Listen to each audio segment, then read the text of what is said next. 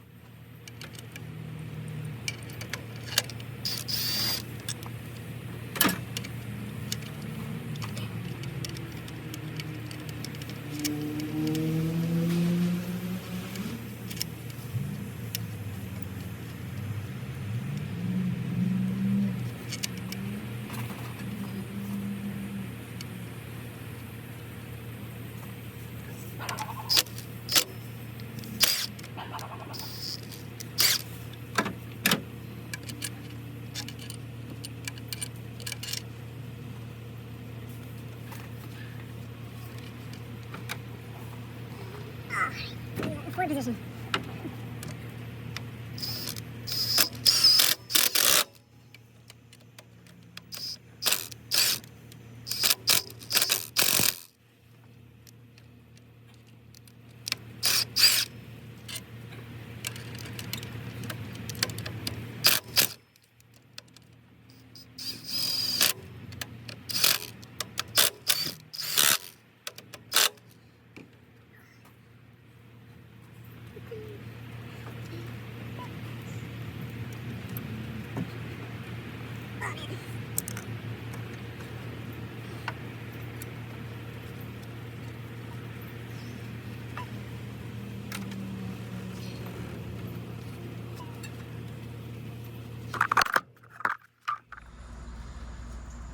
All right, and there's the belt back on.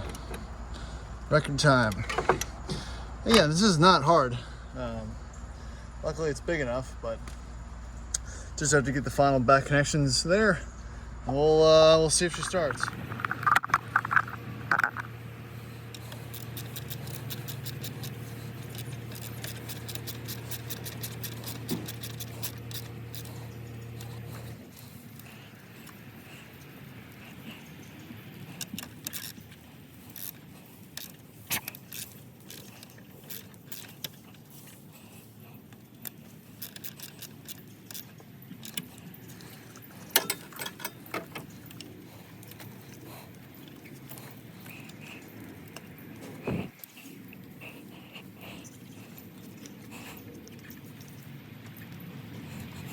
It's all snugged up. Let's give her some juice, disconnect all the charges and whatnot, see what it looks like.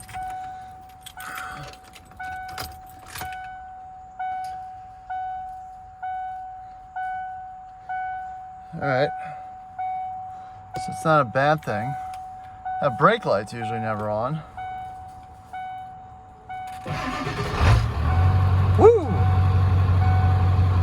All right, that fired right up. Let's see if this this charge does anything.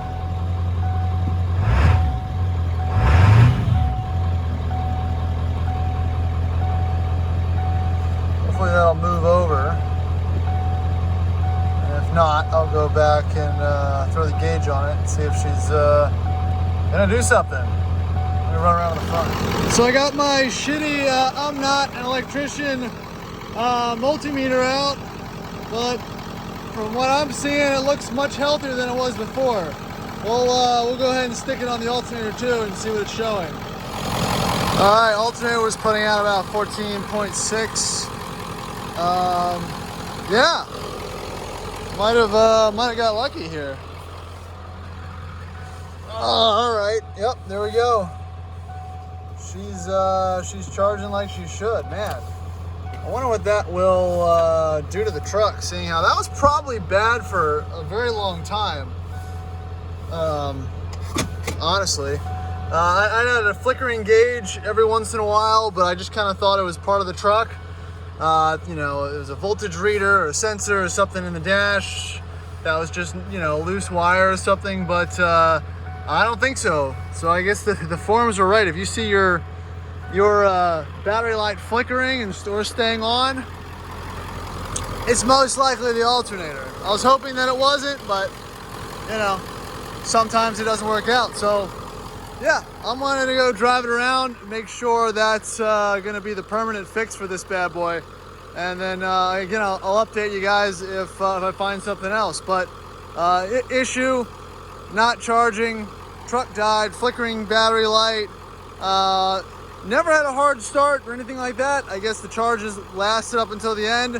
This truck didn't use a whole lot of power, really wasn't running the AC or anything, but tossed a new battery in, she's good to go. So appreciate you guys watching this video. Again, I'm not a professional, I'm sure I'll be critiquing the comments, but if you want to see more on this truck and more with everything else I'm doing out here, give me a follow, check it out. Thanks, bye.